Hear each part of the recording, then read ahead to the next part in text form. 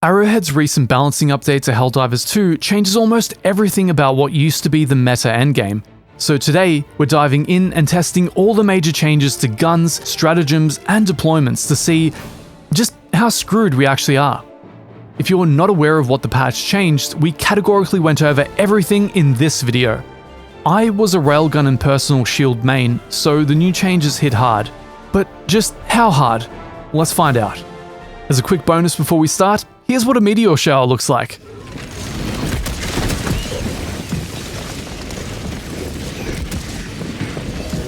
Nice. For the initial jump, I wanted to stress test the buffs to the Breaker Spray and Pray shotgun, the Flammenwerfer, and the 380mm HE barrage. I'd heard that the barrage was apparently the new meta for shutting down outposts, so I absolutely had to try it. This also gives us a great chance to do a 4-in-1 and test out the new eradication mission changes to boot. Planet side, it felt surreal to load out with a flamethrower for the first time since being a cadet, but here we are. We light it up for the first time in weeks, and I'm surprised by how quickly it melts the rank and file warrior. We don't have to wait long for a nursing spewer to make its way to us, which also goes down in short order. So far, I'm reasonably impressed. Because it's difficulty 7, of course this triggers an immediate bug breach, so we get a chance to put the flamethrower up against the horde. It's, of course, not long before a charger emerges, whom we manage to melt down with around 2/3 of our mag.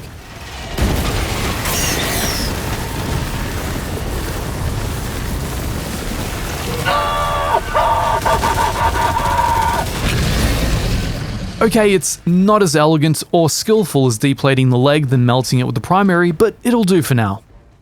The game, of course, immediately sends a Bile Titan after me, so I have to blow my orbital barrage load a little earlier than expected. Allegedly, the groupings are tighter and last longer, so let's see how well orbital Viagra really works. As my Gatling Sentry impotently fires at the Titan, I try to find a good vantage point to watch from.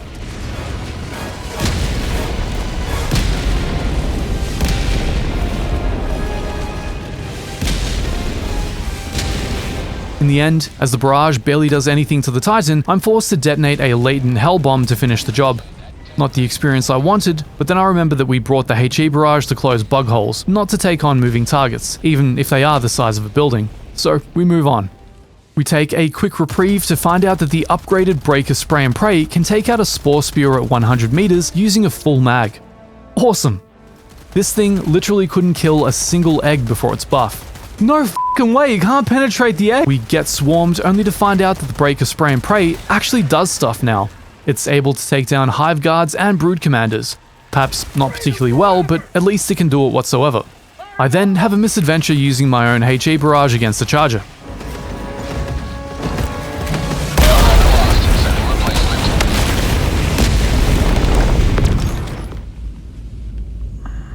For our second deployment, I bring the upgraded laser cannon and desperately want to find out whether the Punisher buff also affects my beloved Slugger shotgun. We give the HE barrage an easy target, a single bug hole in a hill surrounded by a group of Terminids. We try the laser cannon on a Charger only to find out that it does nothing to the frontal armor.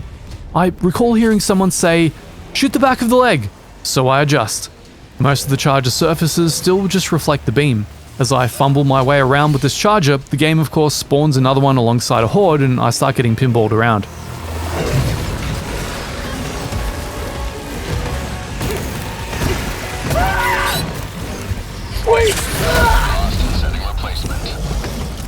The upside is that I find out my beloved Slugger now has a reserve ammo cap of 60, and the entire thing is replenished with just a single resupply pack, making it way more viable. I encounter another Charger and desperately try to find a weak spot in its leg joints from behind, but no dice. I finally work it out. It's literally the back of the leg. Not the joint or anything that looks fleshy, but the actual armored back of the leg. That's how the laser cannon can take down Chargers. Turns out the cannon is also pretty great at melting Bile Spewers. Because it's Helldivers 2, the game of course spawns another horde on me and then melts me with my own drone, so at least we know the spirit of Helldivers is still intact. By this point, I'm dropping into endless reinforcement loops and the game is lost. Once upon a time, I was able to solo difficulty 7, but it appears with the new meta, those days are now behind us. To add the final cherry on top, we finish with a meteor shower, which begins detonating latent nukes around the battlefield. So not only are you running around from endlessly reinforcing hordes, you now have environmental effects which can one-shot you on top. Nice. Jumping across to the bots with a suit of heavy armor to test the new armor rating changes. I would say the difference between light and heavy armor is that light armor makes you feel pathetically weak and feeble, while heavy armor makes you feel pathetically weak, feeble, and slow. All in all, a quality upgrade. I quickly find that the railgun, when partially charged, does almost nothing to Striders. The game seems to delight in this, as each drop sends more Striders at me than I've seen in the rest of my time playing combined. Running the railgun on unsafe mode is now mandatory. I use the railgun on a heavy devastator only to find out that the shield now blocks the round. I then get promptly one-shotted by an annihilator tank. I try the railgun on a turret. The round bounces off. I try the railgun on the vent at the back of the turret and it does virtually nothing. I eventually finish it off with my slugger. Between the slugger and scorcher as primaries, the railgun is now effectively redundant for fighting bots. The slugger can one-shot and stagger devastators and doesn't need to waste time charging up. The scorcher can kill Strider pilots in 2 shots to the frontal armor. The railgun, meanwhile, can best be used to pleasure oneself with. But we're not done yet. I'm going to show you in detail what the new nerfed railgun is like against hulks and chargers. You're gonna absolutely love it. If I were to describe what the new meta feels like on first impression, and I want to be careful with my words here so you get my exact meaning. It's like asking your wife's boyfriend for his permission to take her out. It's like wiring 10 grand to your favorite OF model so she can treat her boyfriend to a nice vacation. It's a beacon for the cuckoldry of the world to unite around. The game appears to delight in overwhelming players and not giving them the tools to fight back. For this kind of experience, you can simply look up a dominatrix in your local classifieds and go to town. I presume the feeling of powerlessness is quite the same. I ran several missions to make sure this wasn't just an aberration. Solo and team, bugs and bots. Overall, I found the newly buffed laser cannon was a shoo-in replacement for the railgun against bots. The laser cannon can take out Striders and even melt hulks through the eye hole. Want to see what the railgun does to hulks now? Here you go.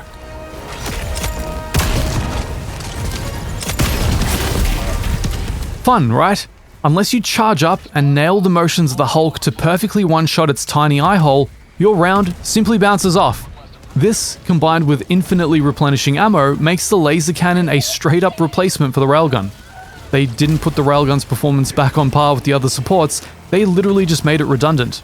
So, how is it against chargers? Well, now its rounds bounce off charger frontal armor. This even happened when I ran it unsafe. If you can strip charger armor with it, it requires such a high charge that it's essentially useless in higher difficulties because you're always being accosted by 3 or more charges at a time. Meanwhile, the HE barrage eventually managed to close a few bug holes. Nowhere near enough to be worth the colossal cooldown time, however. Even against the bots, dropping it directly on a dropship airfield with literally the largest objective targets in the game, an entire barrage somehow managed to miss the literal dropship I put the beacon on. Requesting orbital. My advice, give the HE barrages a miss. It seems like no amount of buffing will make these more useful than the orbital laser or even walking barrage, not to mention regular Eagle airstrikes. While the laser cannon was nice against bots, I found it to be a disappointment against the bugs, so I tried the flamethrower again, since there appeared to be no direct replacement for the railgun for taking down charges. Here's how it went.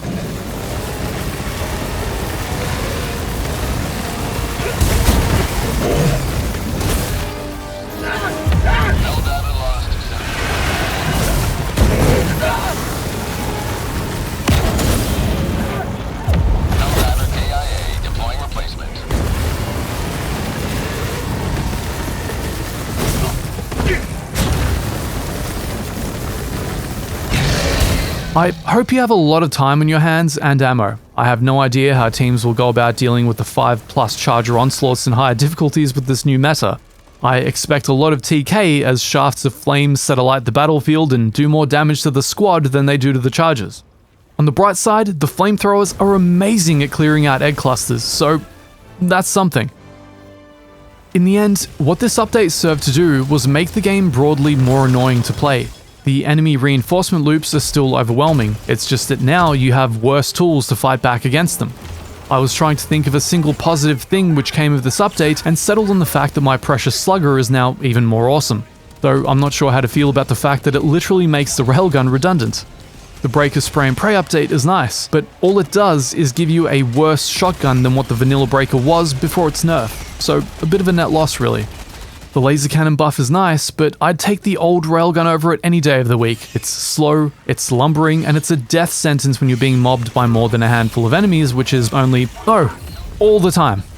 I understand that Arrowhead are trying to really lean into the co-op aspect of the game so that you have to run 4-player squads for higher difficulties, but I'm not sure if the best way to go about it is to make the game literal pain to play. The game seems confused about what it's trying to be. It's a combat horde rush simulator with tank units that use quasi-puzzle mechanics to take down, a la Souls-like games, yet they throw them at you at such quantity with so little weaponry that all you can do is run around kiting and avoiding combat.